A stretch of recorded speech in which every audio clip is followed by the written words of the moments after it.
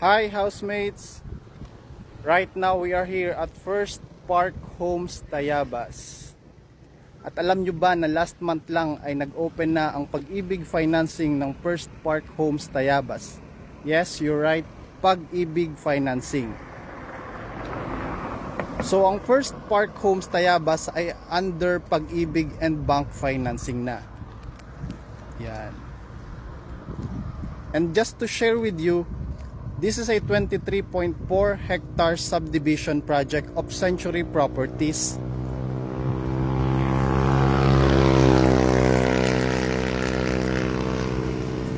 With around 2,086 units to be exact, if I'm not mistaken.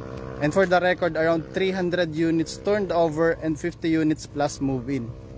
This is a very complete, connected, convenient, and conceptive subdivision project here in Quezon Province. Matatagpuan dito sa napakagandang location boundary lang ng Lucena at Tayabas. So napakadaming access roads at napakalapit sa exit ng ongoing SLEX TR4.